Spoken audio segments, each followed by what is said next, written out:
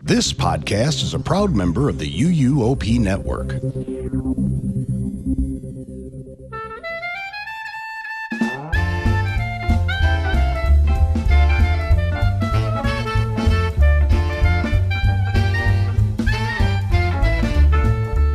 Hello, foodie friends. Welcome to episode 31 of the Taste of Universal podcast. I'm Shelby, and I'm so happy to be back with my podcast sisters, Kelly and Kayla.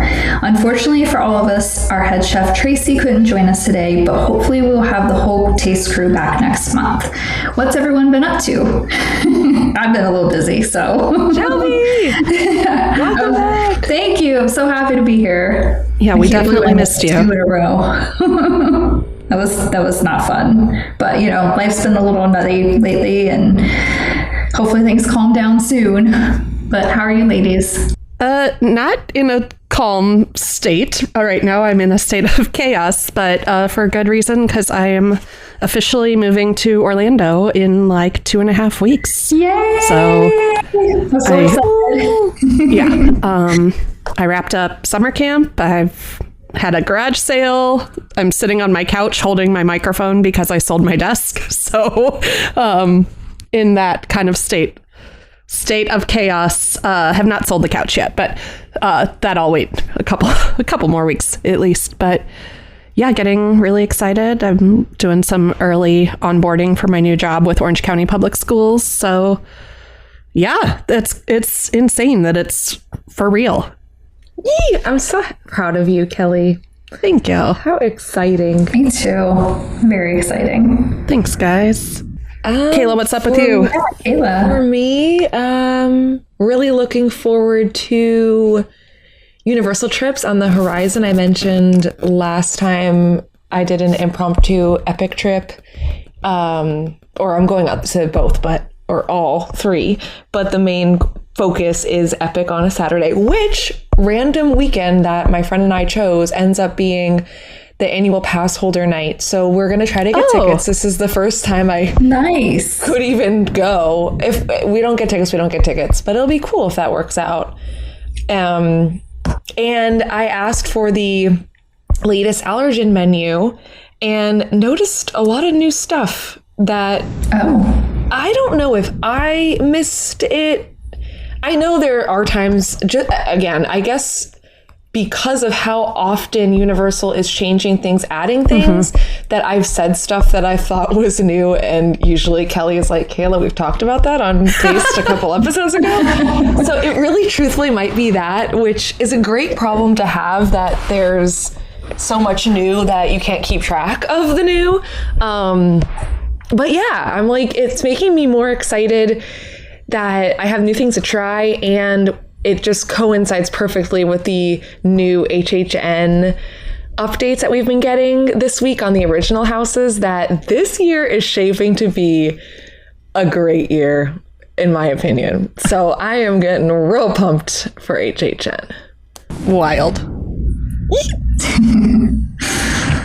I have noticed, I don't have the latest allergen menu. I still have the one from spring, but I've noticed that I think there's more options on there than there ever were before. So instead of it just listing the things that are, gluten-free or dairy-free or egg-free as is, they're adding in a lot more modifications to stuff that they've never put on there before. So it's like, you can get this sandwich with a different bun and no sauce, whereas before it might not have even listed that as an option because it's not whatever free as is. So I was gonna say, if I could do a quick gluten-free update, it's not a lot. Absolutely.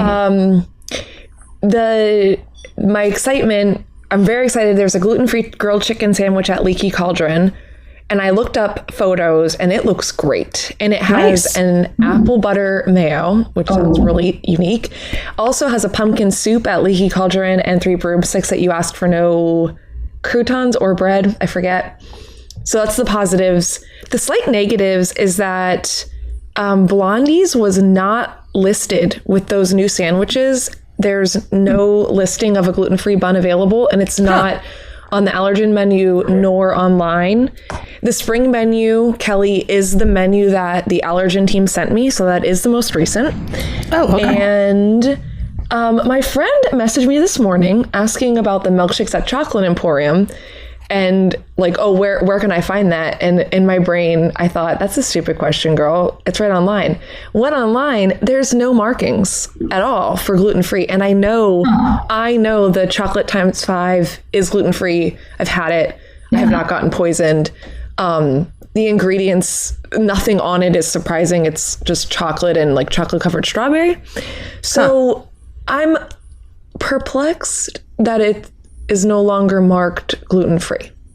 So I trust Chocolate Emporium. If we go there on my next trip, I will, even if we don't order a milkshake, I'm definitely going to ask about it. But I did find that surprising.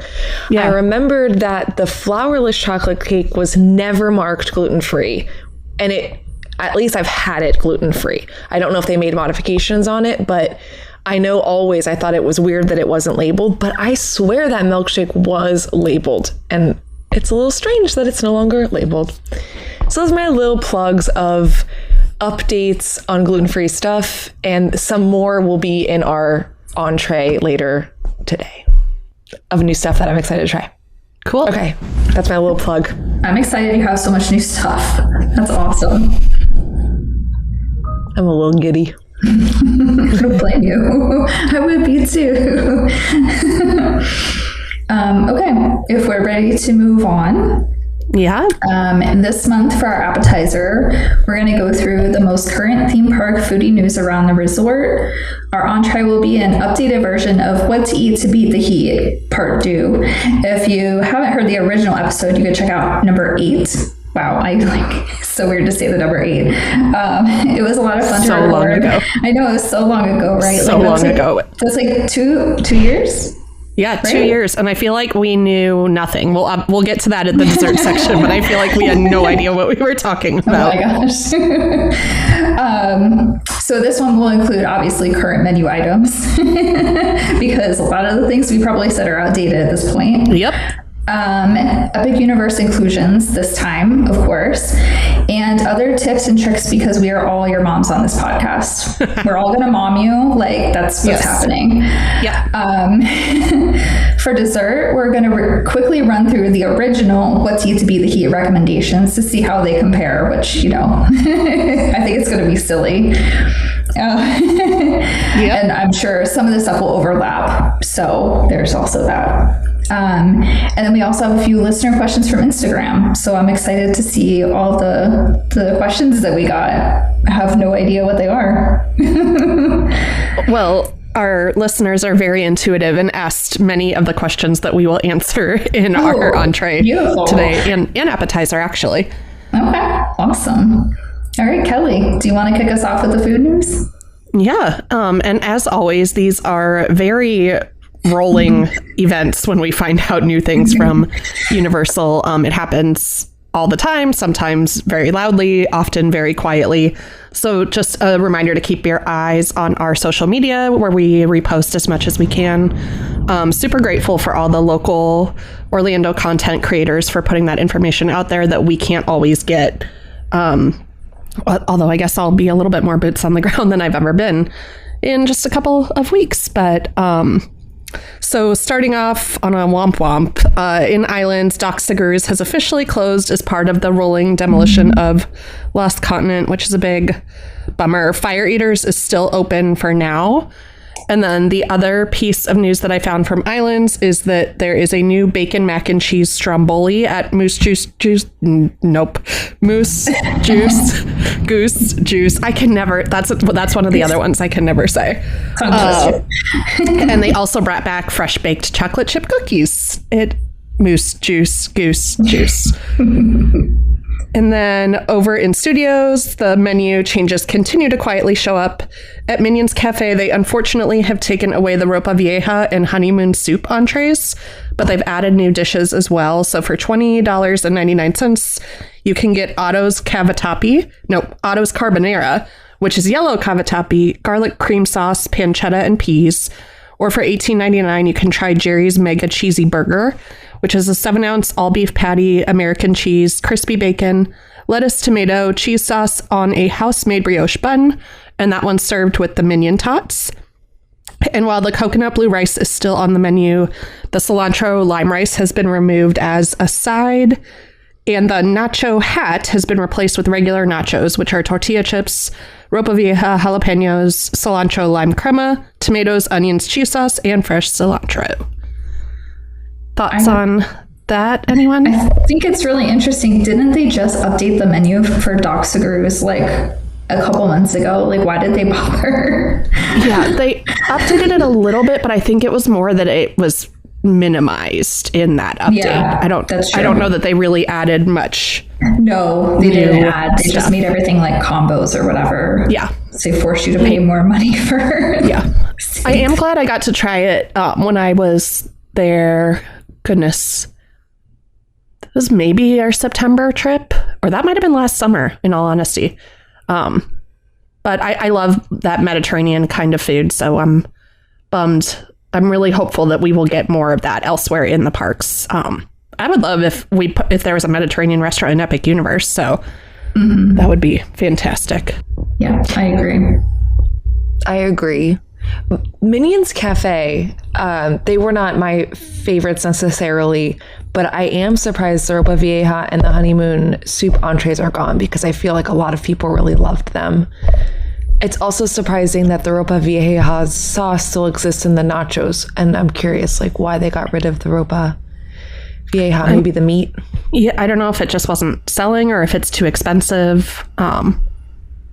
But I don't know. I don't.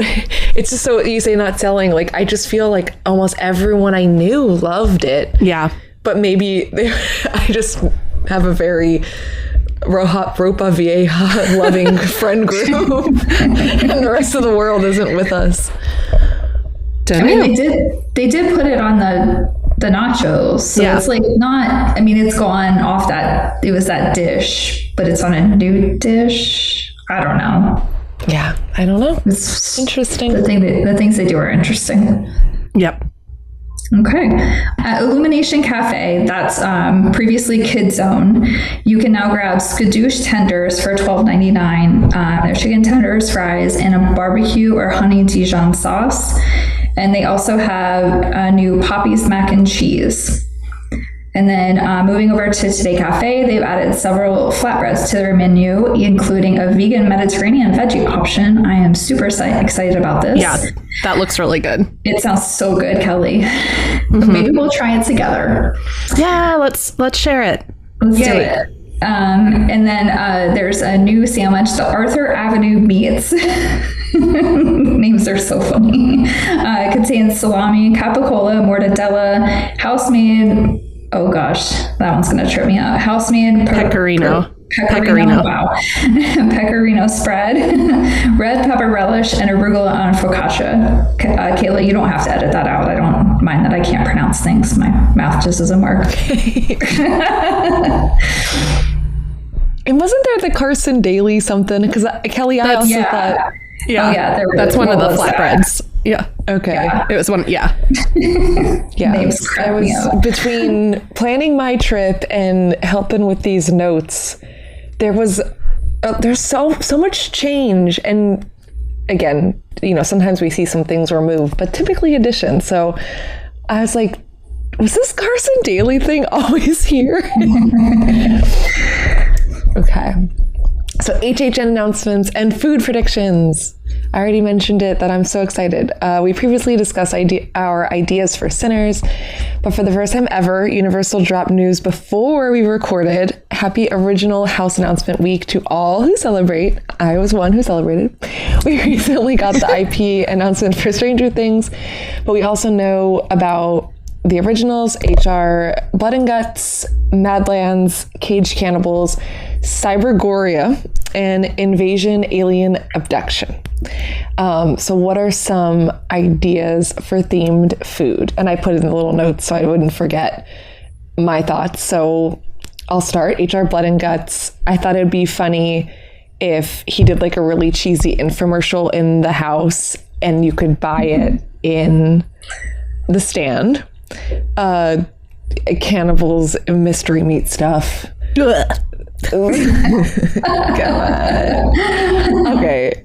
They could just do hot dogs at that point. Because hot dogs are mystery meats. True.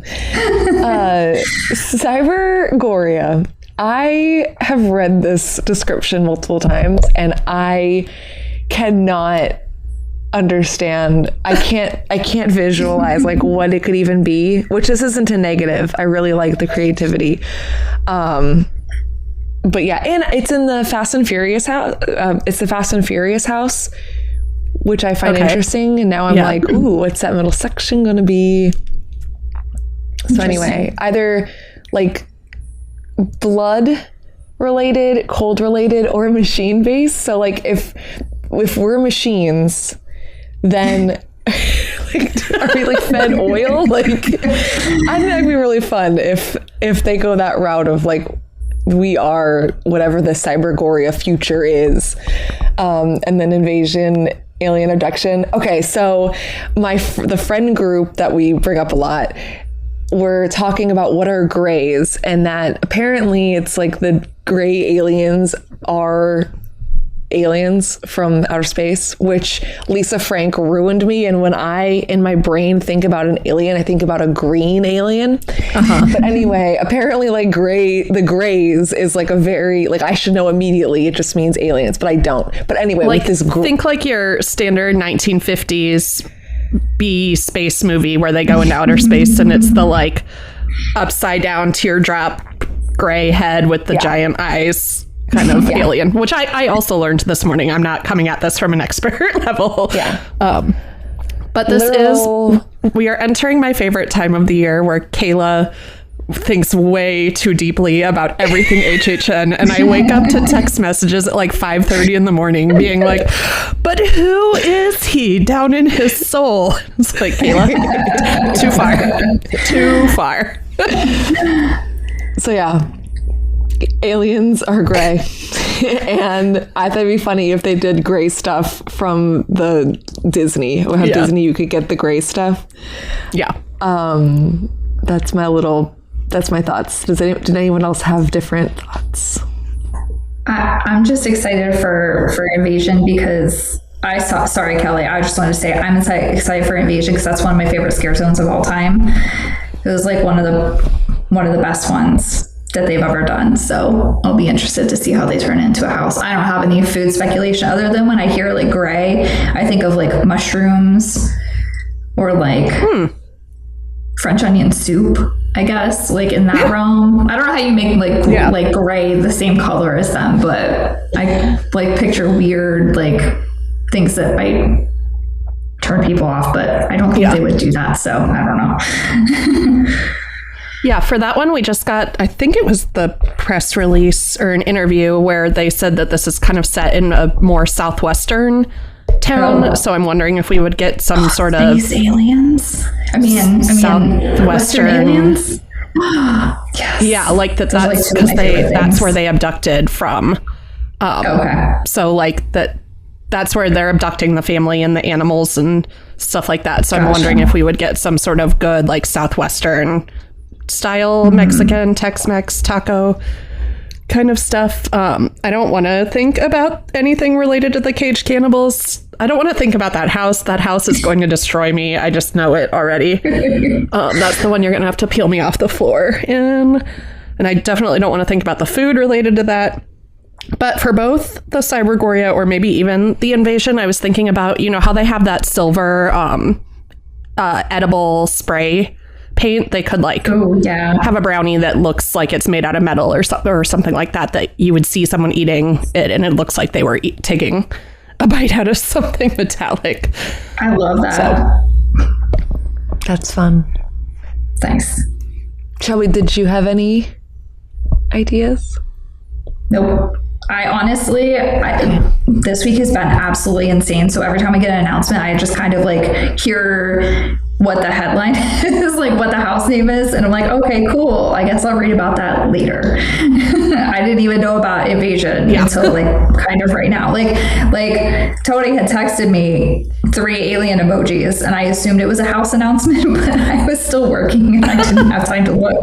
So this is kind of news to me. So breaking news in my brain. I don't know. Yeah, this all sounds great. I don't know. I didn't know that Invasion was a scare zone. It was. Yeah. I don't remember what year that was. It was one of the first years I don't that I know started if it's going. based So, off like, of the scare zones, though. Really? It might be like a completely original idea. Okay. I can't find the article right now. I've got too many tabs open in both my browser and my brain to do that. That's fair. Cool. Okay. Well, whether it's related or not, they did it in 2017 in San Francisco. But anyway, Okay. I guess we'll see if it's related or not. Cool. I do love Western houses and aliens, so I just love aliens.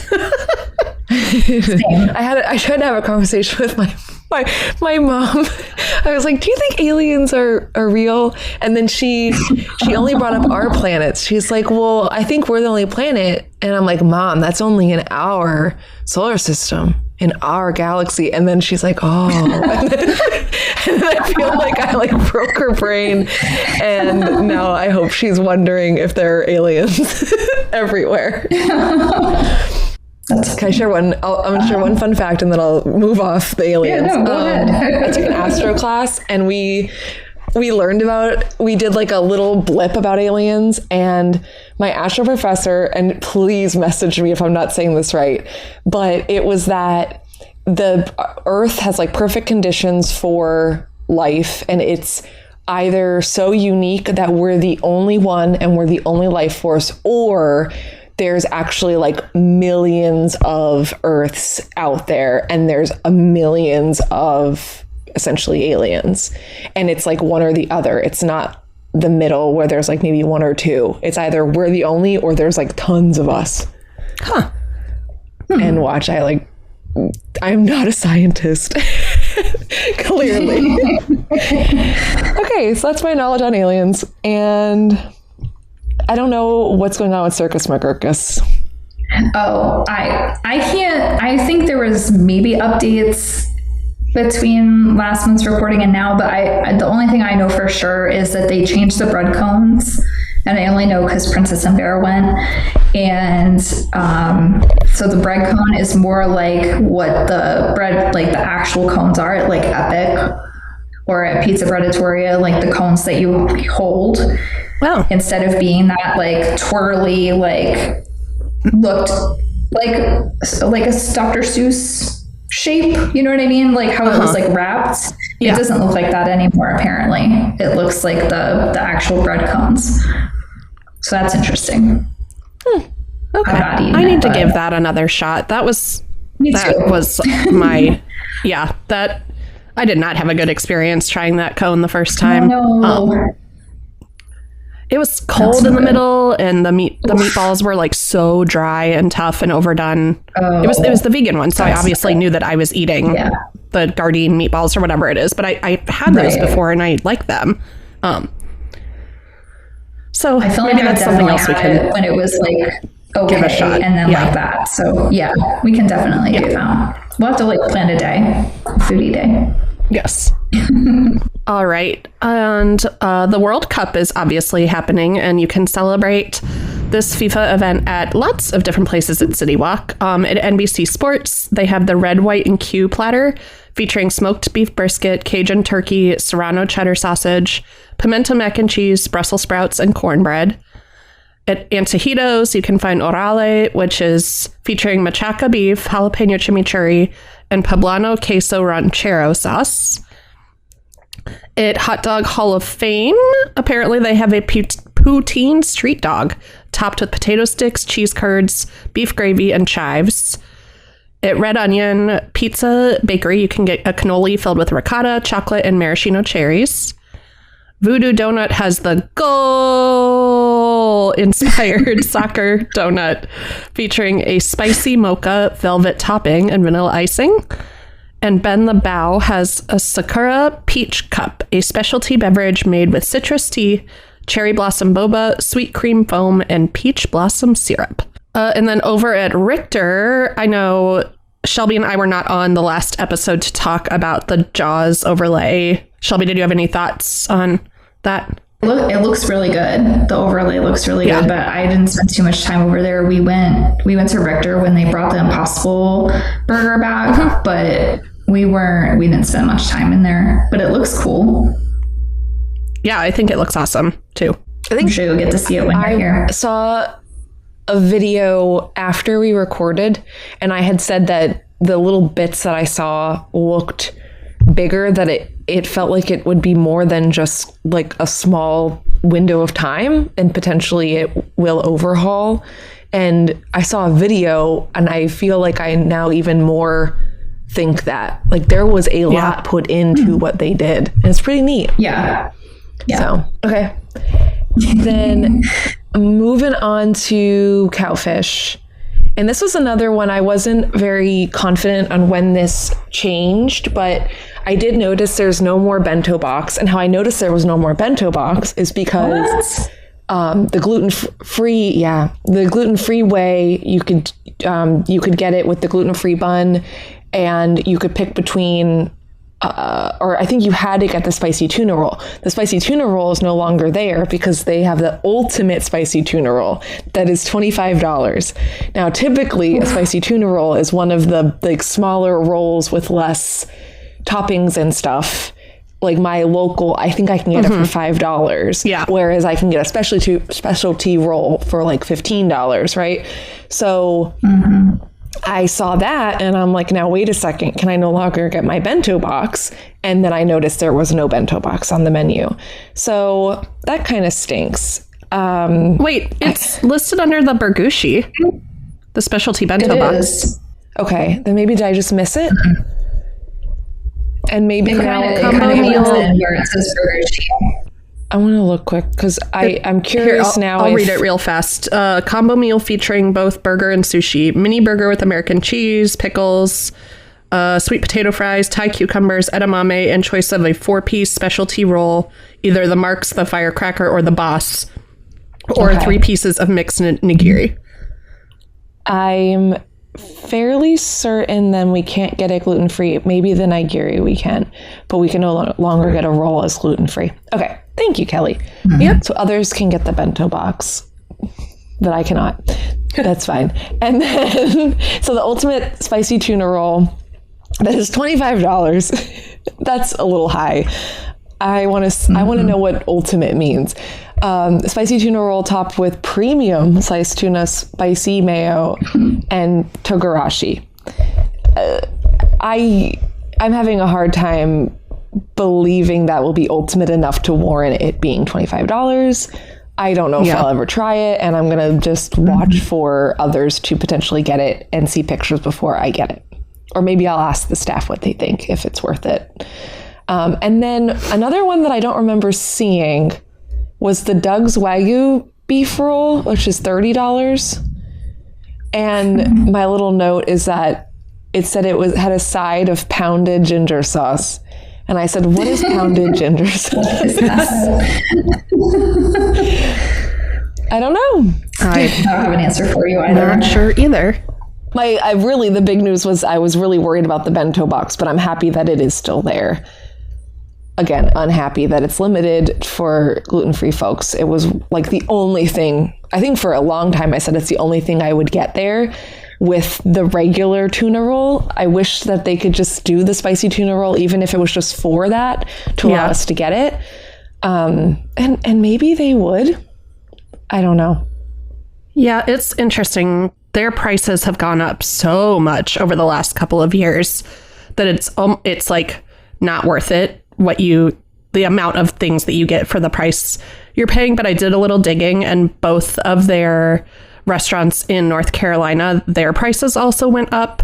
And so I think that's a corporate decision, nothing that has anything to do with Universal.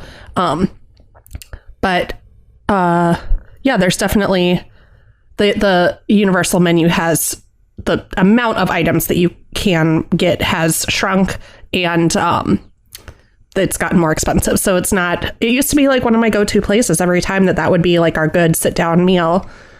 And my favorite roll is still on the menu. Like I love that Jen's Fresh Find roll. And that one's, comes with a side of I think the spicy tuna, and it's only $23. So, but that's still insane for one sushi roll. Like you were saying, Kayla, like if I go to a local, like a good sushi place here for $23, I could easily get 2, if not 3 rolls that have, you know, the premium cuts on top or that are filled with more elevated things. So, bummer. I mean, if you look at you get a side of spicy tuna with your roll. I'm pulling it up now. No, I have 2. The Jen's Fresh Find roll, premium tuna, cucumber, green onion, topped with premium salmon and avocado, and then a side of spicy poke. Okay, that's not the same. Okay. Oh, that one is $25 now. Okay, that one's sheesh. The vegan one's $20. It's all veggies. Yeah. I can go down the street and get something for $7 that has vegan sauce on it. I'm not going to Cowfish anymore. Like, it's not worth it at all. And I agree, Kelly. This used to be one of my favorite spots, especially when they had the beet box, that vegan sushi roll with the beets on top, and it actually had a vegan spicy mayo. Like, why would I go here? There's no sauce, and you're gonna serve me a roll that has raw red onion in it, which I don't like. It's all mushroom. Like, really? I don't know. They could do better. Yeah. All right. Take us over to Central Park Crepes, Shelby. Yeah, we'll get off our Cowfish soapbox. Our sushi box. Bento box.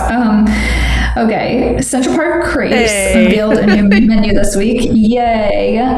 Thankfully, before we were set to record this episode, so it worked out well for us this time. The only crepe that remains from their previous menu is the strawberry hazelnut, which obviously that must be a fan favorite, because why would they not swap that out too? The lemon blueberry crepe, which was the vegan option, has now been replaced with an Impossible Foods crepe. So if you're not familiar out there, Impossible Foods is basically like vegan burgers and vegan meats. It has a secret sauce and tomato relish inside of it. So there's no more vegan sweet crepe, unfortunately. There's also the street corn and carnitas. That's the other savory option. It's filled with pork carnitas, street corn, queso fresco, cilantro crema, tahini, and micro cilantro. That one sounds like a really wet crepe to me. That sounds like a lot of wet ingredients. Yeah. And then, right? Like, that sounds really messy. Yeah, carnitas are quite juicy if prepared correctly. Right. So. Right. It also and then sounds key lime pie. Yes, it does sound fantastic. I would let it pour on me. That's weird. Okay. I mean, I read that description. I read that description versus like the Impossible one, and I'm like, why is there only 3 ingredients? Like, could we get like something else? And also the secret sauce, I'm pretty sure, is that roasted red pepper vegetaise that they keep putting on everything that's just watery. I'm hoping to try it this weekend. We'll see, but I don't know. That sauce is not good, in my opinion. Like, every time I've had it, it's not been good. Okay, and then key lime pie is the new sweet crepe option, and it's filled with key lime filling, graham cracker crumbs, whipped topping, and powdered sugar. Nice. Yeah, that's Central Park Crepe updates. Did anybody have anything else to add news-wise? I feel like that was the majority of everything, but inevitably something will come out. I don't want to get on a soapbox, and maybe this will be a future episode, but I have feelings about the Texas Kid Resort. I am way more pro than most. I think it actually looks fun, and I think they will paint. But for the food podcast, I think the food looks awesome. For kids stuff, I think it's very kid centric and still has neat, unique options, and definitely like Instagrammable little dino nuggies. And I think the Goofy Goober sundae, I am blown away by the food. So that made me happy that they have cool food. And that's it. Did you guys have feelings about the food? I haven't seen much of it at all. So I mean, just the dino chicken nugget thing is the only thing I've seen so far. What? I've been a little busy. I've been a little busy. My algorithm is probably different because of Cameron, now that I'm talking out loud, that I can't avoid it. All I'm seeing is this kids resort. All right. Well, the Goofy Goober sundae is really cute. And I will send pictures to our little messenger group. And I've heard really great things. I would love to see it. They did another where the sundae is you can get a really cool souvenir cup, and I actually just saw not 10 minutes ago, we were recording an hour ago, that someone commented something snarky of the sundae itself is really small, and the person responded no, there's ice cream in the cute part. I can't describe it without you seeing it, but the souvenir part, I guess, also has ice cream. So the ice cream you see is not all that you get. So if anyone's going and you saw the picture and thought, okay, this is just a cash grab because I'm only getting this small amount, you're not. And you're again getting, similar to the DK Crush Float, you're getting a cool souvenir. So that's my little plug. I think it looks cool, and I think Cameron would love that kids park. And they just need a little bit more paint and time to grow their plants. What else is new? I did see some of the menus. I watched Jackie's video, Super Enthused, and I was just trying to look at the menus because I'm not obviously going to go to that park. I'm not going to go to Texas, and I would also don't have a child, so it would be weird. So I thought their vegan options, which almost every restaurant had at least one, if not two, except for, I think, is it the Krusty Krab? Is it called a Krusty Krab? Whatever the SpongeBob restaurant is, I'm sure it's Krusty Krab. They didn't have a vegan option for some reason, but everybody else did, and they all sounded really good. And I was like, why can't we get stuff like that here? They sounded like... Maybe it'll come. They had a tostada vegan stack. Let's see. There's also... I'm just going to ramble off a couple of them. Well, while you look for that, this is our every 6 episode reminder that between the three of us here and Tracy, I'm dairy free due to severe allergies. We have a bunch of new Instagram followers. I don't know how many of those will turn into listeners, but I'm dairy free due to allergies. Kayla has celiac and is gluten free. Shelby's vegan, and Tracy eats most things, but the list of things that don't upset her tummy is getting smaller. So we harp on this stuff because it's really important to us, and it's also this information is just not out there for everyone to easily find. So that's why, if you're wondering why we keep talking about this, that's why. And welcome new listeners. We always want new listeners. Yes, welcome. Okay, so they have an herbivore cauliflower bowl. There is an Asian vegetable sandwich. Ooh. I just double check these leaves. Yeah. And then they had... Did you say double check these leaves? The double leaf, sorry. I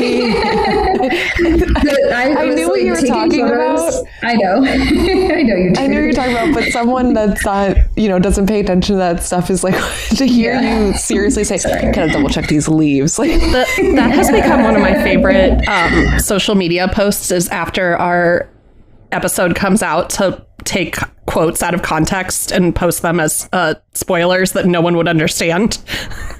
And we've gotten some really good traction on those posts of who was saying that and what on earth brought them. Maybe that's why you're listening to this podcast now, is you saw the post and you were like, what possibly could have elicited that response?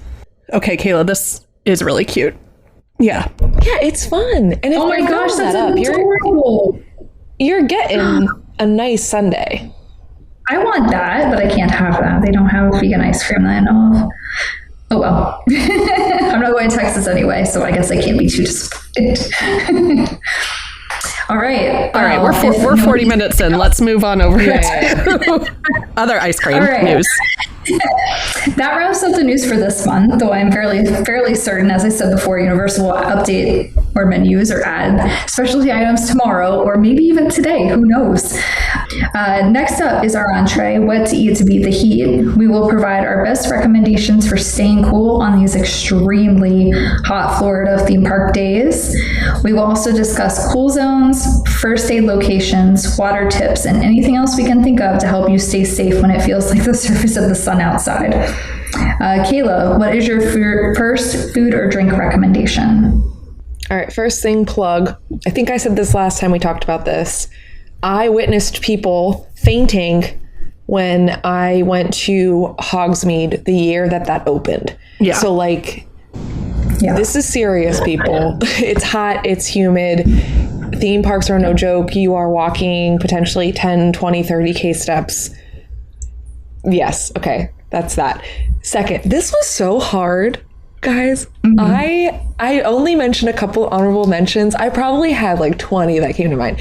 My first one is Frosty Moon. Also, there's a lot of new things because I basically use this episode a little of my plans because I'm going in August. It will be hot and I really want to try new things. I have not tried Frosty Moon. Frosty Moon is one of the few things in opening day that we didn't get. I don't know why. I think I was just get it on my birthday trip. No, I got frustrated. I don't know why. I think I wasn't hungry and I got a drink, Kelly. I went to Oak and Star and got a drink while you guys were in line for that's right. Frosty Moon. And I don't know why that happened, but I was more in the mood for a drink than an ice cream, which is crazy because I love ice cream. But all the flavors are gluten-free. I've confirmed that again in the allergen menu. I feel like I don't believe them because they have flavors like cheesecake and cookie butter. I didn't know about cookie butter. Your girl's getting a cookie butter on the next trip in August. And yeah, I double checked it. And I can get mini marshmallows, celestial star sprinkles, and gold sprinkles. And the vegan vanilla is a good option if you're gluten-free and dairy-free. Yay. Butter, cookie butter. Here I come. All right. My first one, my PSA that I'll start out with is water. Do not fill up on soda and alcohol and things like that. And even some of the sports drinks that you can get from the Coke Freestyle machines have a ton of sugar in them. So if you are having other fun drinks, make sure you're also drinking water in between.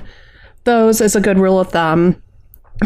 My family had a trick when we were younger and going to the theme parks of anytime we were about to get in line for a ride, we would all stop and drink out of our water bottles before we would go in line, just so that we're remembering to stay hydrated throughout the day. My first food recommendation is at NBC Sports Grill and Brew. And it's the grilled citrus chicken salad. I know I've talked about this before, but it's mixed baby greens, arugula, mandarin oranges, roasted beets, goat cheese, pickled red onions, bacon, tomatoes, and balsamic vinaigrette.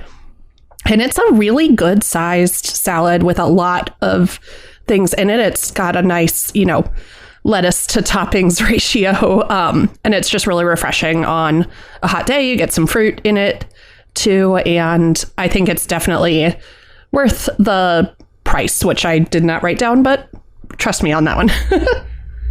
Nice. Okay. I'll echo what Kelly said about water, but also remember to replenish your salts. Make sure you have some salt in there. Or if you alternate your water and then a sports drink that has some sodium in it. Yeah. I'm not a doctor, but I did see that on the pit.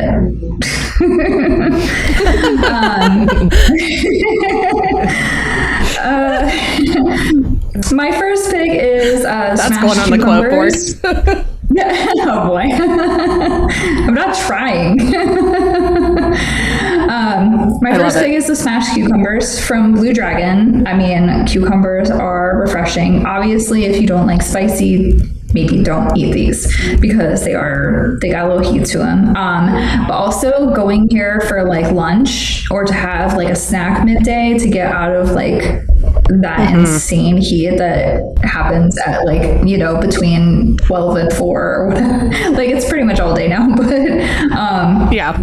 it's nice and dark in there in most of the restaurants. You could like definitely escape like the light and the heat, and the AC is really nice in there. So I would recommend going for lunch. And then Tracy's first pick.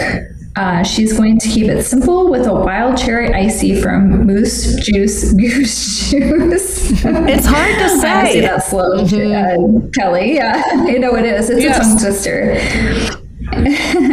She said refreshing and delicious. You can use your Coke Freestyle to get a wild cherry icy, correct? Yeah, that's a great price hack. Is that you can fill that bad boy up. I like to mix. Like if I am in the mood for an icy, I get like half Coke, half cherry. That just takes me back to like middle school movie theater or mall adventures. It's keeping it spicy, Kelly. I Googled your salad 'cause I was on mute, I think, asking if it was gluten-free. It is gluten-free, and it's $21. That's not bad. It's not bad. No. Yeah, for all that comes on it. Yeah. And I think the smashed cucumbers is like one of 3 things in Blue Dragon that is listed on the allergy menu that they can make gluten-free at Blue Dragon. And Shelby, I didn't know it was spicy, so I'm glad you called that out for people who don't like spice. You know what, Kayla? Now that you have said that, and the allergen guide, the modification is for them to swap the, like, I don't know, sweet chili or whatever the spicy sauce is for tamari, I believe, like gluten-free. To have that right. Oh, I know. So I then have if you that don't on want my spice, list. you can go that route. Yeah. So that's an option if you're not gluten-free. So that works. Thank you for saying that. I'm going to just double check myself. Yeah, Kikkoman Tamari is the modification there. Okay. Which even more so for me makes me less wanting to get that because I feel like I would miss some of the like interesting part of it, but alas. The spicy, yeah. Moving on. They also they do have sides. They have like chili flake on the table. Okay. That I bet you'd be able to doctor it up a little bit. Yeah. Yeah. I need Blue Dragon to get a little more gluten friendly. I really think they could modify more than what is in the allergen guide. Don't forget, I feel like we've heard other people be able to change things up. So yeah, sure. I want them to be better at communicating it in the allergen guide. Yeah. But alas, it's fine. I'll maybe try it. Okay. My next pick is a new item for me at Today Cafe. The dill pickle ranch salad, which this is, Kelly mentioned it in the allergen guide. It said dill pickle ranch salad with no croutons. And it has romaine lettuce, kale, red cabbage, roasted cauliflower, chickpeas, radishes, house-made pickles with a dill pickle and ranch dressing. Your girl I'm so jealous of this. Could you get it with something other than ranch? I mean, probably, but I feel like it wouldn't probably be as good. Because they don't have any vegan dressings. It would probably a vegan ranch. You could bring vegan ranch with you. That's what I would do. That sounds like a lot. Honestly, vegan ranch is kind of a good vegan ranch. Sorry, is a little bit hard to find nowadays, unfortunately. Because I don't like the Hidden Valley one. It's not good. I love the Follow Your Heart vegan ranch. Me too. That's my favorite. I like the hard to find. I like the Primal Kitchen one too. Ooh, I've never had that one. That one's just like $8 a bottle or something like that. So yeah. They're all like $8 other than Hidden Valley, which sucks. Yeah. Can't win. Sorry, Kayla. That sounds amazing though. That's right up my alley. Kelly. You guys can keep your pickles. I will go to Epic for my next pick and go back to Spitfire Grill and get the Hiccup Salmon Bowl again. This was the first thing I ate at Epic Universe, and so it might have some slight rose-colored glasses to it.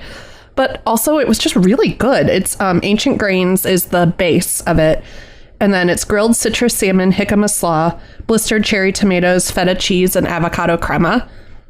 And obviously I get it without the feta, but the crema is like, I think the creamy part of it is just avocado. There's no dairy in that sauce. And it was really good. I love roasted tomatoes.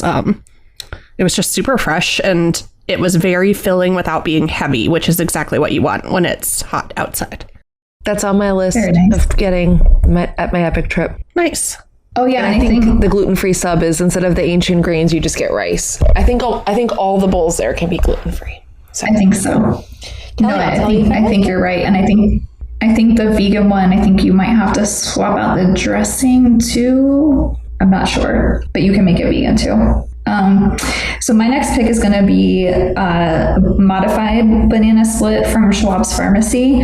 You can get a banana split with the pineapple Dole Whip. It's very good and very refreshing. It's a lot of food, so you could probably split it with someone else. And there's a lot of toppings available. To my knowledge, the fudge sauce is still vegan, and they have sprinkles and stuff, so like you can make it really fun. And then, ironically, I wrote this, and then I scrolled down in the show notes because it went to the next page, and Tracy's pick is next. So, Kayla, go ahead and say Tracy's pick. She copied Shelby without knowing. And it's I copied her technically. She put hers in first. A classic banana split from Schwab's Pharmacy. And she's allergic to banana, but they are amazing. That's so bad. I love banana splits. They just make me feel like a kid. Me too.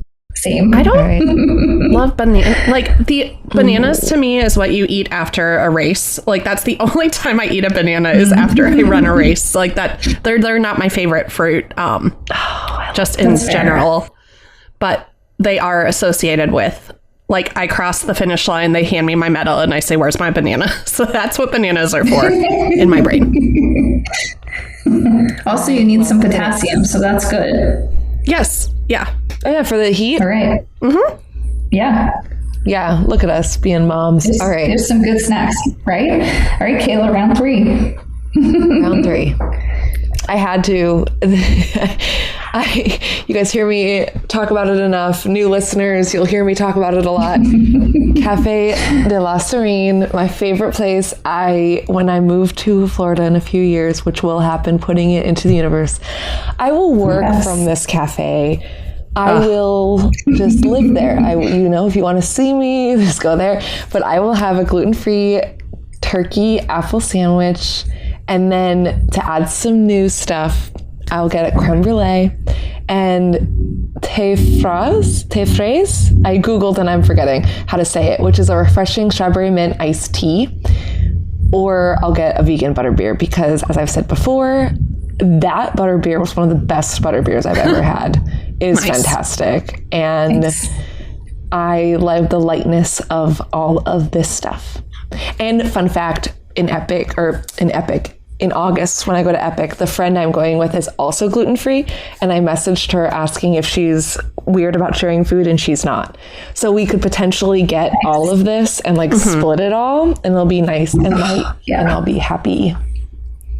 Kayla, I'm going to challenge you before you ever actually work from this restaurant to learn how to say the name the right way and to stop leaving words out, because you change a different word every time. It's the Cafe something. L'air de la Serene. Cafe L'air de la Serene. My home base that I can't say. I love you. Okay. Over at Antojitos, my next pick is the Michelada shrimp cocktail. And this is, I think it's essentially the same dish as the aguachile verde that they had last summer as a special, but it's essentially ceviche. So it's chilled shrimp, lime juice, chilies, cilantro, cucumbers, red onions, avocado, tomatoes, red radishes, and it comes with blue corn tostadas that you use as like the vehicle for getting the shrimp into your mouth, like the big round ones. It's good. It's really fresh. I love that like bright citrus of it. The shrimp are cold, so it's really refreshing in that way. And I love all the stuff that comes with it. It's just really, really bold flavor. So if you like more like standard, like if you don't like things that have a whole lot of like punch you in the mouth flavor, this is definitely not for you, but I can't recommend it enough if you like really citrusy or fresh things in that way. It's not labeled as gluten-free, and everything in it, there's nothing in it that sounds gluten. I'm curious if you can get that modified. And I forgot about this dish, Kelly, and when you said it, I'm like, wait, this should be on my list. And yeah, it's not labeled. So maybe I'll go and see if I can get that, because that sounds awesome. Yeah. And I forgot about it. So thanks, Kelly. Yep. Adding to my list. All right, and then I didn't need more on my list, by the way. I did not need more. Yeah. There's too much food on my list. Well, sorry, Shelby. That can be in our September trip. We can go to Antojitos at some point. Yeah. I'll go to Antojitos with you That's what I have guys. to keep reminding myself is I have 2 trips. Yeah. So Yeah. You should have more than enough time. Plus, if you have I would any happily make extras, that part that's of my good too. birthday weekend. yes. Yeah. Yep. Date. Sorry, Shelby. No, you're fine. My other recommendation would be was technically 2 drinks. The tongue tying lemon squash from the Legacy Park, so you can get it in the Wizarding World on both sides, Islands and Studios, and then also the dirigible plum juice over in Epic Universe, so you can get it at Cafe Lier de la Serene. That took a lot. I don't speak French. The last time I had that drink, like the tongue tying lemon squash is like a 10 out of 10 every time I've ever had it. Like they never mess that drink up. But for some reason, last time I had the dirigible plum juice, it wasn't as good, and I didn't realize like it's not pre-mixed. Oh. Apparently. Yeah. So like it was just the team member that made it, like the ratios were slightly off. I would try it again, but it's usually supposed to look very dark, and this one was like a very light pink, so it just didn't have enough of the plum juice in it. It wasn't bad, it just wasn't as good, you know. But those are 2 of my favorite drinks. There's not a lot of like, I can't call that one's called a mocktail technically, I think, but I get like non-alcoholic drinks. I don't really drink at the parks. Like I don't drink mixed drinks that often unless they have something that's like very specific to my taste. But I would recommend those 2 drinks. They're very refreshing. And then Is the lemon very sour? It's pretty sour, I'd say. Okay. It's pretty sour, but it also is like a little muted because I put vanilla in it. So it's like, I don't know. Yeah, it's if we're there together, I'll get someone one before.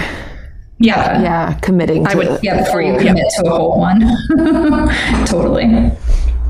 Yeah, Shelby, you totally turned me on to that. That's probably my favorite Wizarding World drink now. I really like the fizzy OJ one too. That one's good too. But yeah. But it's the lemon is more refreshing, I'd say, because the other one has like cinnamony tones to it. Yeah, that one's like way sweeter than this. Like it has a good balance of like the sour and the sweet, I think. And then Tracy's round 3 pick, she says, LOL, definitely not on the same wavelength as you lot this episode. This time I'm heading to Endless Summer Resort for a Bubba Tub. I recommend the Flyer, which is Maker's Mark Bourbon, Spicy Mango, Orange, and Sweet and Sour mix. I'll hang out with her with their Bubba Tub. Yes. I'll get my own Bubba Tub. Happily. We can share food and tongue-tying squash for not sharing Bubba Tubs. Which is funny because you're supposed to share it. Anyway, I didn't realize what came out of my mouth until later. All right, round 4, Kayla. This is another one. I swear this is new, ladies and gents. Chocolate Emporium citrus salmon salad. Gluten-free as is. No need for modifications. It's a little high, $28.95, but it has salmon, so I kind of get it. But it's salmon. Is that like a sweet special peppers. salmon? Ooh, the Verlasso. I also think we covered this, Kayla. I think this was in our salmon dump mega episode from a couple months ago. Well, it's definitely new. It's definitely new. I don't know if I knew it was gluten-free because it's gluten-free as is, and it has crispy potato skins, which again, like, it should be gluten-free, but a lot of times I've noticed at Universal things like that, like a crispy potato stick is not labeled gluten-free, or like you have to get it removed. I'm assuming it's a shared fryer. Like the salad that was similar to this that had tortilla chips, I had to get the tortilla off for it to be gluten-free. It wasn't marked gluten-free. Anyway, you get my point. So I don't know if I just saw it and was like, oh, cool, but I can't get the full salad, whatever. But I can get the crispy potato stick. I'm excited about it. So yeah, salmon, sweet peppers, almonds, feta, oranges, crispy potato sticks, crispy, not soggy, citrus vinaigrette, and a blood orange oil. Listen, I had to read my ingredients because that's a lot of gluten-free ingredients for an excited Kayla. No, that sounds really good. Yeah, it does. All right. And then I've got a simple pick for this round. I'm going back to Frosty Moon, where Kayla started us off, and I'm getting the vegan vanilla soft serve with Oreos as my topping. It was fantastic, and it was my first ever ice cream at Universal. It's the first vegan, Very nice. Like I couldn't do the Dole Whip and stuff, but I had never had, like, Disney carries like multiple different kinds of dairy-free and vegan ice creams, but this is the first Universal vegan ice cream option, and so I was like a little kid walking around with that thing. I was like, look at me eating ice cream in a Universal park. I love it. Okay, my next pick is going to be the Ancient Forest Salad at Le Goblet Noir in Epic Universe. I tried not to keep picking epic things, but I also saw I would have picked overlapping things with all of you guys. So I was trying to provide more variety because I would have picked the Tame Dragon Salad. But anyway, I get that with no onion. Spoiler. Sorry, spoiler alert. I get that with no onion because raw onion makes my tummy hurt. But that salad is vegan as is, and it's delicious and large. And the first time I had it with Seth during previews. Shelby, you're killing me. You're killing me because I'm sorry. That was a question mark on my list.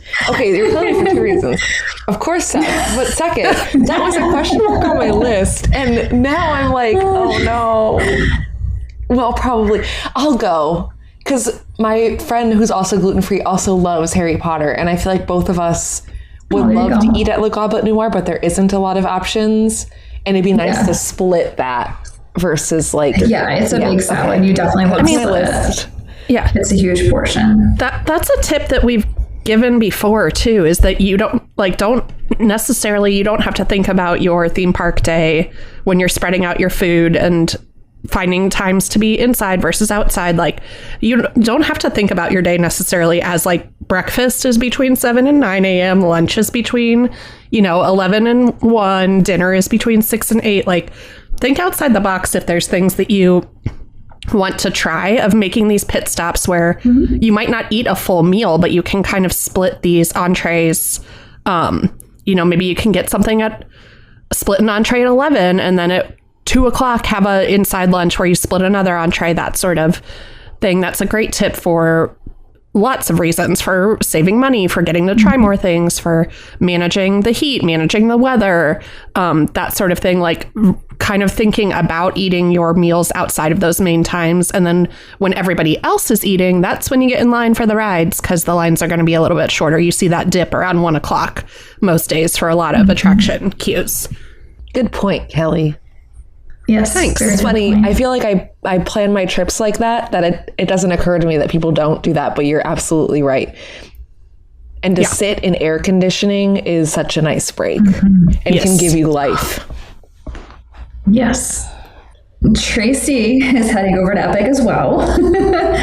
She's going to go into Donkey Kong Country for a DK Crush in the Souvenir Cup. Yeah. It's all right. Well, Shelby gave you a hint, everyone. Tame Dragon Salad. Sorry. $14 at... I'm just kidding. I don't care. $14 at Circus McGurkus. It is delicious. It's very good. It's gluten-free and vegan, correct, Shelby? Yep. It is. Tame dragon salad, right? Yeah. Yep. Red dragon fruit, red quinoa, raspberries, mandarin oranges, almonds, baby spinach, cucumber, and guava vinaigrette. And I realized I had mostly salads in my all 5 or whatever, except for my first one with ice cream. But I thought it was cool that they were like very different. So this salad is almost more like a bowl. Like it has more of the quinoa than it does have the greens. And then the salmon citrus salad is more of like it has like a protein, a salmon. And then the ranch one is just really delicious vegetables and kind of more that route. So I like that. I was going to switch it. And then I thought, no, they are they're slightly different variations of ice creams or ice creams. Oh my God, salad or bowls. So I like that. I was scrolling to see to make sure I was saying the right words. And then I saw the word ice cream and I like ice cream. All right. Yum. Tame dragon salad. Yeah, I like that one too. I think it's another very filling salad because of the quinoa being protein. Agreed. All right. Well, I'm going to mosey us over to Volcano Bay, where they have a lot of new menu items that we will cover at some point, because we just don't talk about it enough, in my opinion. But I'm getting the chorizo taco combo there. And so it's vegan chorizo, pineapple cabbage slaw, pickled red onions, fresh cilantro on flour tortillas with coconut mojo rice, black beans, and a soda. So that's from, I think I said Feasting Frog. But though that just sounds really, again, I think we keep using words like refreshing and filling without being too heavy. And I love a good pineapple slaw. So that sounds awesome. That sounds amazing. I hope I get to try that someday. We're going to go. Remember, Shelby, I'm going to make you go in the Fearless River with me. Oh my God. I'll go. I'm going. I promised Shelby that I would make her go if she went to Volcano Bay with me, that we would just get in the Fearless River and then go eat a snack and then get back in the Fearless River. And then I'd buy another snack for her and then go back in the Fearless River. And it would be the best day ever. This sounds a lot like when I go to Epic and I go on the carousel and then I get a snack. And then I go on the carousel and then I get a snack. Wow, it took me that long to mention the carousel. I'm so proud of myself. Okay, my next pick is actually going to be the strawberry overnight oat bowl from Today Cafe. If you're looking for a cheap, filling, refreshing snack, that is like my number one item. I'll get that and just walk around the park and eat it, and it's nice and cold and it's delicious. So that's all I have to say about that. Wonderful. Oh, it's not gluten-free. I thought they were. The overnight bowls were. Okay, so is it not listed as gluten-free on the thing? Because I thought they changed it. They did update it at one point, Kayla. No, what? Did they change it again? Because it was listed on the app at one point as, and then I believe gluten-free Gina also confirmed it, that it was gluten-free. I wonder if it's like, I mean, there have been multiple things that have always been labeled one thing or another that I'm almost wondering if Universal changed like one of their mass market distributors as far as like where they're getting their oats, where they're getting their rice, where they're getting that, because there's definitely things that have changed, like the batter that they use for the fish and chips resort wide is no longer dairy free when it had already changed to be dairy free. Like I think they've, with, you know, everything in the market and the economy, if they've had to switch up their distributors for things like that, I'm wondering if that's what's led to some of these changes on the menu, which is, again, our PSA of, as much of a pain as it is, you have to ask every time if you have a serious allergy or intolerance or anything like that. It's asking every time, asking every team member, asking about every dish, because they do change things up sometimes. And so just because a food has always been safe for you or easy to get doesn't mean it will always be there. So just be alert to that. Yep. Yeah. Agreed. And it's not marked gluten sensitive anymore in the app. Disappointing. Yeah. Overnight oats is a weird, it's something like how the oats are produced anyway. It's like the oats should be gluten-free, but there's such a high probability of cross-contamination that I know there are gluten-free oats, but I know there's some that aren't, they can't say that they are anyway. So I have to think, is what Kelly said, maybe they changed where they're getting it distributed. Yeah. So good to always look. Yep. Agreed. And then moving on, Tracy, on a hot day in Dark Universe, I recommend a Reaper's Reserve from the Burning Blade Tavern, again in a souvenir plastic glass. And is that the beer, the Reaper's Reserve? Yeah. Okay. Yes. Because I know they have a mead and they have a cider, correct? Mm-hmm. I believe that's correct. So, and I definitely a mead. I think there's also a cider. I think per Mammoth Club you can get an off menu mix of the mead and the cider, which I don't. Molly loves it, and she's not a big sweet person, but it just sounds so sweet to me that I'm like, I can't believe you. Yeah, but maybe I'll try, and then I'll clink to Tracy's Reaper's Reserve that I can't get with her, but we'll raise a glass. Yes. All right. Moving on to honorable mentions. Kelly named the salmon bowl at Spitfire Grill, but I would like to call it all a Spitfire Grill. I think most of them would be really great, and they are very gluten-free friendly, as well as other.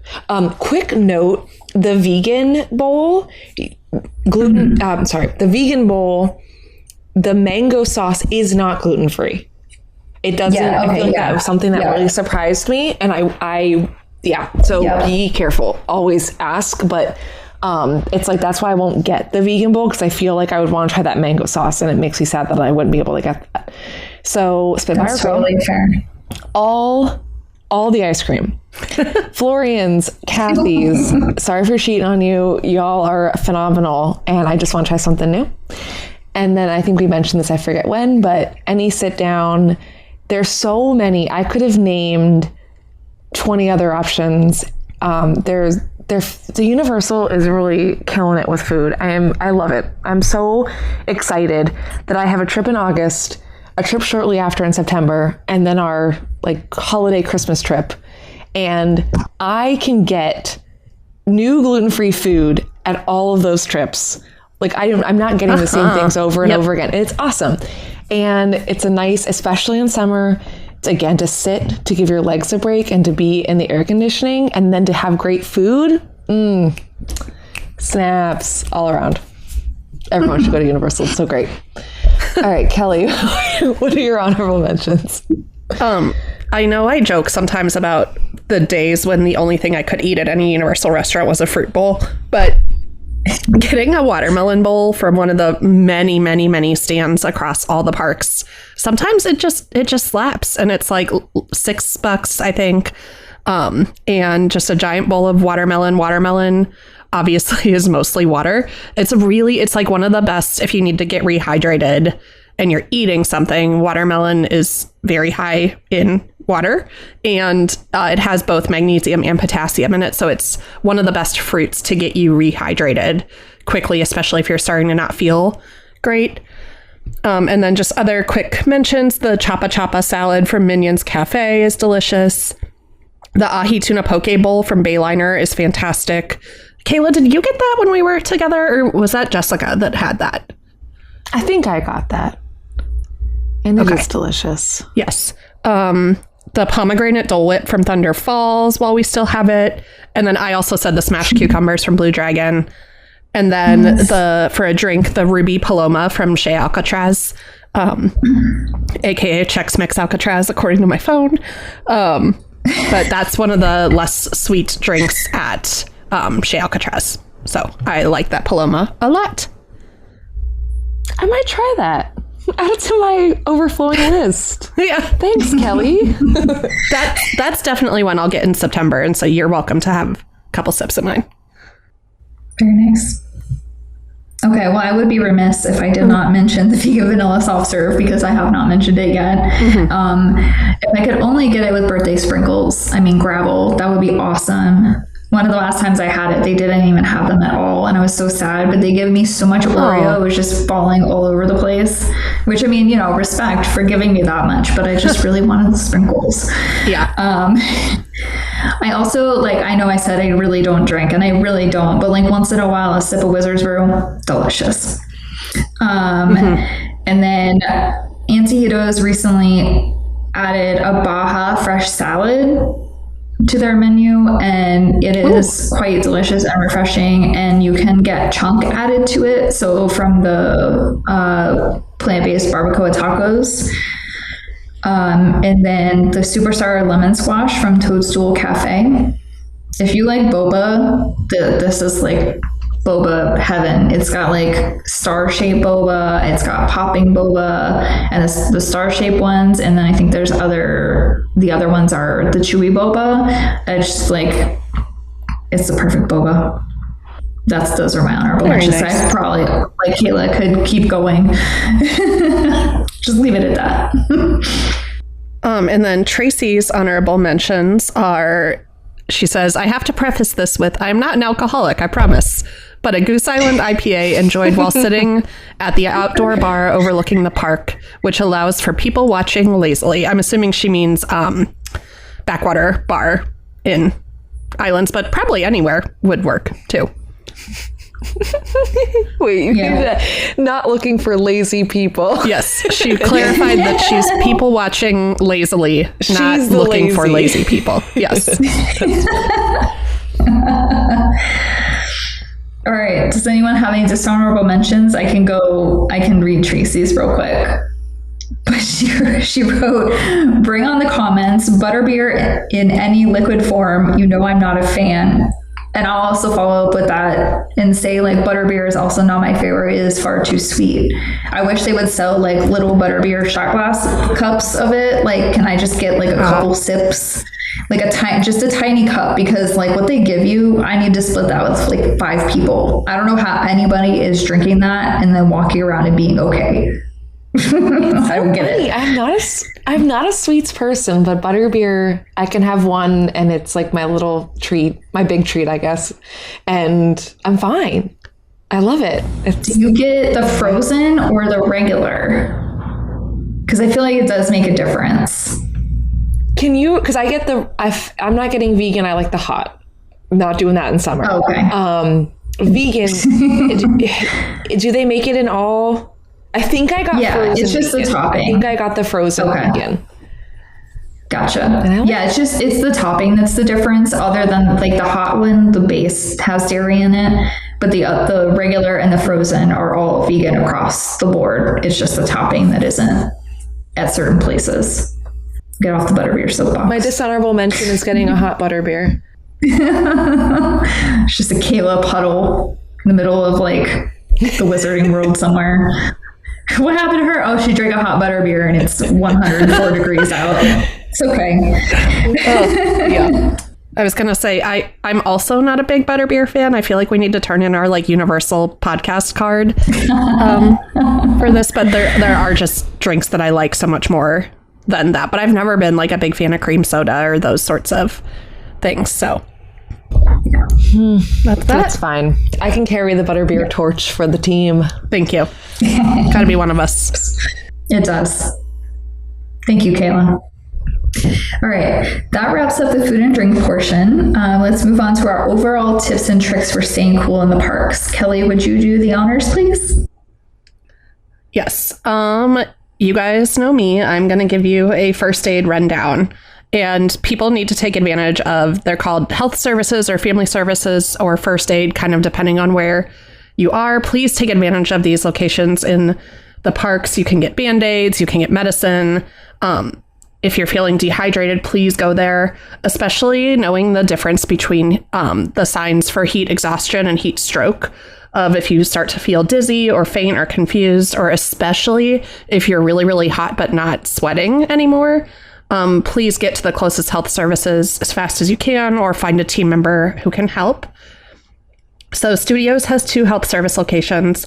One is next to guest services, which is where the sensory quiet room also is, right at the beginning of the park. But the main location is between New York and San Francisco. So right on your left, if you're looking at if you're looking right at Fast and the Furious, it's on your left. Islands also has a first aid station at the park entrance, and currently the main health services is still listed as the Lost Continent location, right next to where the Mystic Fountain was, but that's obviously sure to change any day. Volcano Bay, it's immediately on your left when you enter the park. Epic also has 2 locations, the park entrance and at the back of the park in Celestial Park, just to the right of Helios. And that location also features the resort's second quiet room for sensory needs, if you or someone in your party needs that. And then last but not least, City Walk is the first location or the only location is immediately on your left after exiting the moving walkway. And then several locations throughout all the parks also have personal care vending machines where you can purchase medicine, Band-Aids, tampons, things like that you might need, like a single like a package of Tylenol or things like that. So be on the lookout for those. And they are listed in the app. You can find, when you scroll to guest services, you can find all those locations. Very nice. I didn't even know where all of those were. So thank you, Kelly. Yep. Universal employees are some of the best people. So if you need help, if you don't remember from this episode, just ask. And they have more than you think at the first aid. So I would definitely check. And they're always so kind. So that's a great plug, Kelly. Yeah, I had to go once, thinking back to our Lost Continent episode that I missed last month. I would have told this story, but the first and only time I've ended up at Universal First Aid was when my friend Leanne and I went on Dueling Dragons, like literally, I think 6 times in a row, just like got back in line and got back on. And the last time we did it, we were so dizzy that we like crashed into each other and we like ricocheted in opposite directions into the cave walls. And I scraped my arm so bad I needed Band-Aids. So luckily I was right there because walked right out and was like, I need some Band-Aids because I'm a clumsy fool who just rode a roller coaster 6 times in a row. So fun story. Well, I was wobbly after one ride, so I feel that, Kelly. Yep. I will also add to that, if you ever see anybody in a red polo that has a backpack, those are also like the medics that walk around the park. And like you can stop them or they will obviously see you. They're looking for people who may need help. And then also, hopefully no one ever has to know this information, but there is a hospital right nearby and Universal is really good. If like you have an emergency, they can get you there really fast. There's always paramedics on standby, and I know that from personal experience, unfortunately. That was not my tip, though. I just want to note, like, you should take advantage of all of the stores, especially in City Walk, Islands, and Universal. At least walking past them, so you get like a nice cold blast of air. You can't really do that in Epic, so just make sure you walk with an umbrella over there because they don't have stores like that you can just pop in and out of. But definitely take advantage of their air conditioning. And obviously some of the ride queues are very, very cold too. Like Men in Black, I know that's a very popular one for people to go in. The Mummy is also usually very cold. Cat in the Hat too. But just take it. Cat in the Hat. But also be careful if you're like really, really, really hot and going into AC like that, your body can react poorly. You know what I mean? Like if you go from really hot to really cold, like that's very drastic. So if you feel lightheaded or anything, just sit down. It's always safer to just sit down. So yeah, that's my tip. My tip is you could pop in to do some magic in Nocturne Alley to help with the sun. It's very, very dark, a nice little break. It's not necessarily the like indoor air conditioning, but I don't know. I do find it nice to take a break from the sun. And then the second generation wands, I recommend big time, especially in the Nocturnally section, because it's quite a difference of the magic you produce with the second gen wand. Kelly brought up filling up water.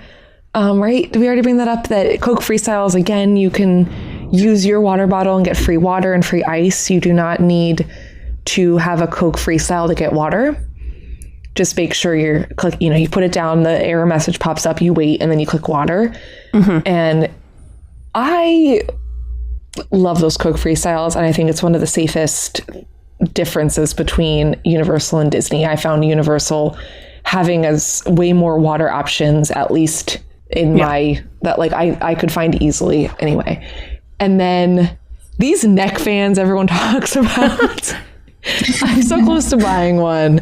I don't know. I forget. An influencer tested them all. I think it was TOU.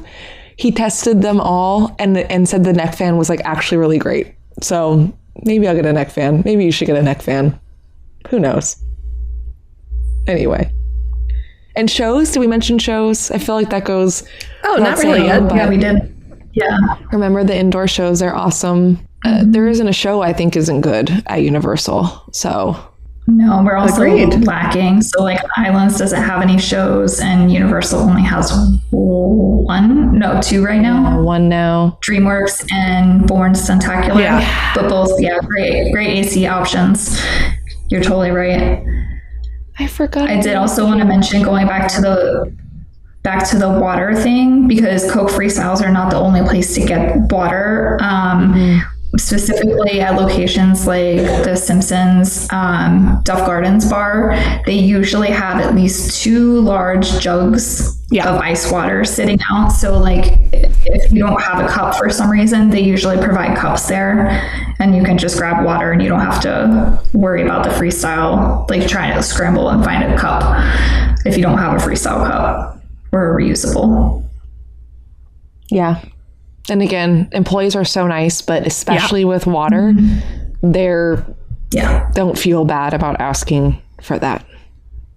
And I've had to use, I forget, I left a water bottle in the hotel once, and it was like I was only going for a few hours, so I didn't go back, and it was so easy for me to get a cup, and then I just reused it, and everyone was kind and cool. So good call, Shelby. Okay, I think that about wraps us up. I feel like we covered a good amount of ways to beat the heat in the parks that wasn't only food and drink. So great tips, girls. If no one has anything else, we can move on to dessert. Okay, so for dessert, we will have some fun and look back at what we said almost 2 years ago when we covered this topic. But first, let's go over some listener questions about surviving summer. Am I supposed to like just say it like DA5041? I don't know how I'm supposed to say these Instagram names. I'm sorry. They asked what our favorite sweet treat to beat the heat is, but I think we covered that pretty thoroughly. Do we have anything to add? I would add what is it called? Freeze Ray Pops. I don't think any of us mentioned Freeze Ray Pops in Minions, so that's a good one. And they're really expensive, but the house ice lollies from Wizarding World, they're like also $9 each, but the Ravenclaw one that I had was really, really good. Like I would probably get that again. Yeah, I have to try those. Most of them are vegan. I don't know if this helps, but I don't think there's a sweet treat I don't recommend. Like all the ice cream is fantastic. I can't have the milkshakes from Mel's, but those look great. Or like I have to get one thing removed. Everything looks great, or I've consumed and it was great. Nice. All the sweet treats. DA5041, all of them. All right. The theme park take asked, what our favorite Coke Freestyle location is, especially ones that regularly have ice. Discuss. Louise. Louise? Yeah. Louise always has ice. Like even during horror nights, I believe Louise still has ice. And that's usually a problem during horror nights is we're running out. And I think, honestly, I haven't gotten ice at the Coke Freestyles in Epic in a while, but I feel like they have perfected how much ice comes out. And I think the problem is with the ones at the legacy parks is that there's the ice comes out too fast, and that's why people dump it out. And that's why there's no ice, because people are constantly like, this is too much ice in my cup and I have to dump it out. Yeah. So that's, I think, a lot of the issue. Shelby, I wanted to make I can't think of the right joke of like, you said you weren't a doctor, but like you're doing the important work of researching ice. I like ice. That was I mean, the frozen stuff in my drink. Yes. Truth. Yeah. Yes. Sorry, Kelly, go ahead. I was gonna say that was such a cultural phenomenon, my first HHN, of just these masses of sweaty people at 2 a.m. rejoicing because they found ice in a Coke Freestyle machine and people running over with their cups. I was like, where am I and what planet is this? I like the one in Toon Lagoon by Sips and Slurps and Snacks, or the place that has all the different names. That one has, I think that one switched over to the self-making ice machine. And then, this will get to really our knowledge on your ice. Yes. So, this will get a little bit to our next question, but the new parks. Can I add? I didn't add mine. I'm not done. Okay. Yeah, I'm still talking about ice. Oh. Okay, Kelly, sorry.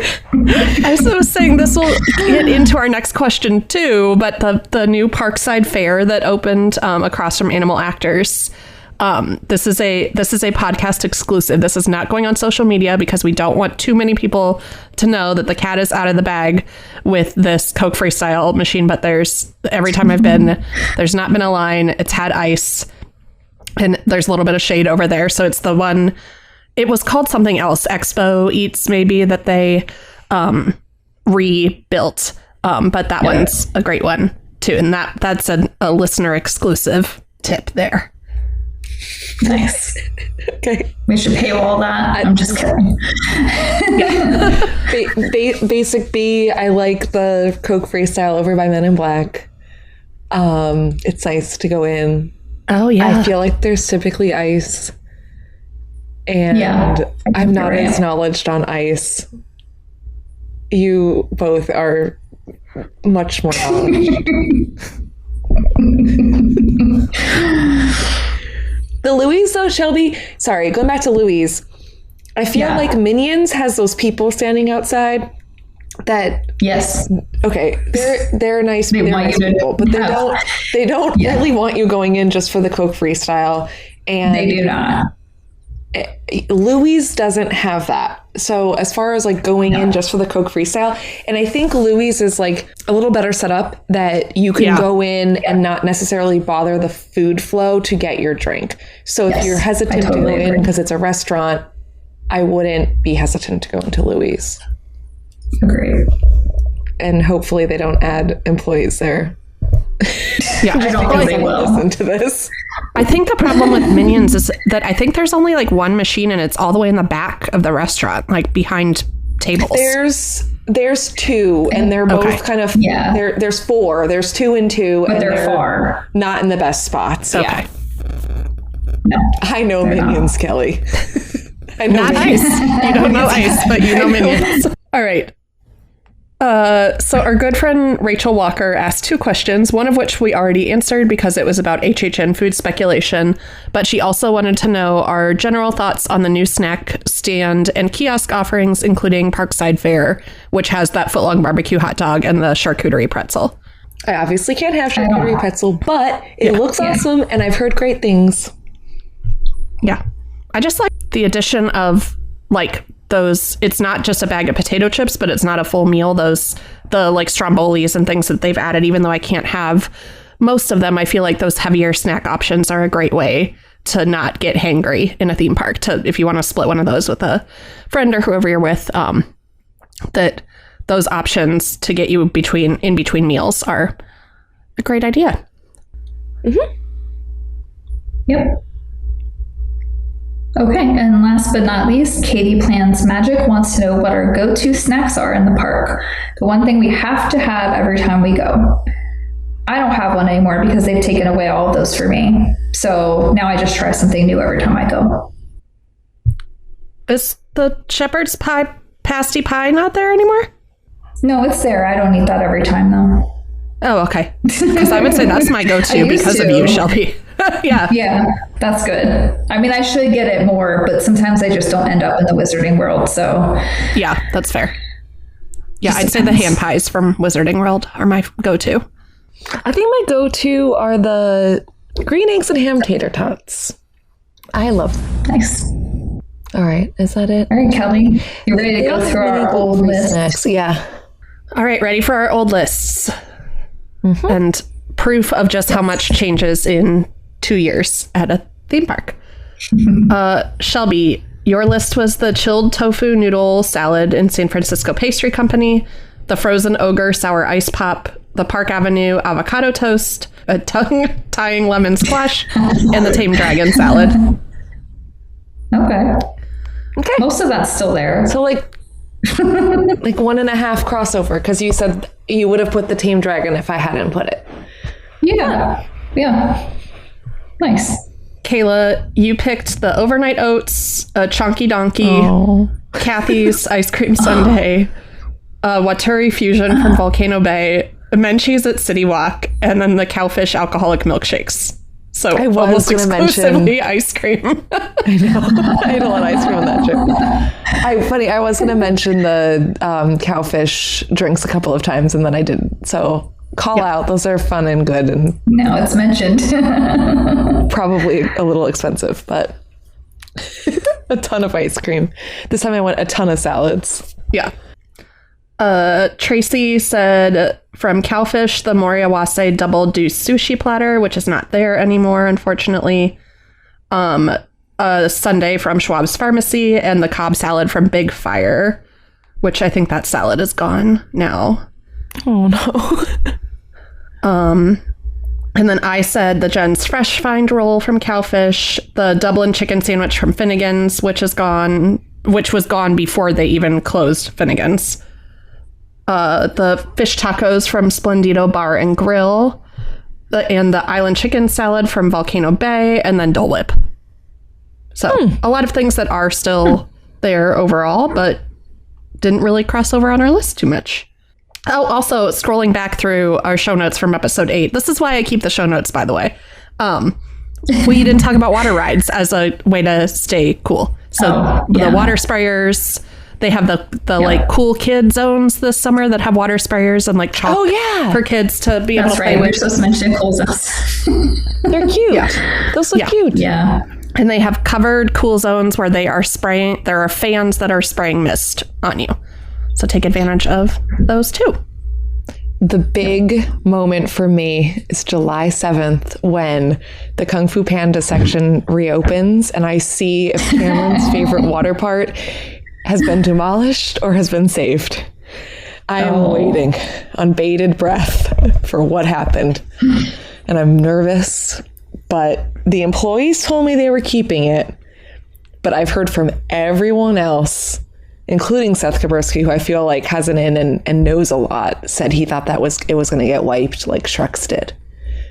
So if that's open, it was awesome. And it was very cool and refreshing. A nice little water area. Back in DreamWorks Land. I don't know if I'm being clear. The Poe area of DreamWorks Land. Okay. I think that officially does cover all of the ways to beat the heat. I don't know. I think, now we got water rides at cool zones. I think we're good. Okay. Y'all go back to your hotel in the middle of the day to jump in the pool at the hottest part of the day if you're staying on site. Yeah. That's a good one. Or just go to Volcano Bay too. Mm-hmm. Yeah. Okay. Well, that wraps up episode 31 of the Taste of Universal podcast. To our beloved listeners, we love hearing from you. You can find the podcast on all the usual podcast platforms, and please subscribe, rate, and review wherever you can. Find us on Facebook at Taste of Universal, on Instagram at Taste of Universal Podcast, and you can follow me on Instagram at Universal Orlando Vegans. You can also email all your questions and comments to thetasteofuniversal@gmail.com. And check out all the other members of the UUOP network. Please like, subscribe, and rate them all. For weekly news and Universal content, tune into our network host, the unofficial Universal Orlando podcast. Tune in to Rush of Fear for year-round Halloween Horror Nights content, and Theme Park Duo for coverage of everything West Coast. For adult-centric Disney discussions, check out the Portkey Passport and discover the unofficial Universal Great Britain podcast for more information on the upcoming Bedford Park. There's also Big Dumb Stuff, a podcast covering a whole range of themed entertainment, the Theme Park Throwdown, a weekly debate podcast pitting Disney and Universal against each other in a battle royale, and subscribe to the Fudge Factory YouTube channel for regular videos focused on the Universal Orlando Resort. We hope you enjoyed this episode of The Taste of Universal. Our next episode will be out on August 8th, and until then, thanks for tuning in, and don't forget to tip your server.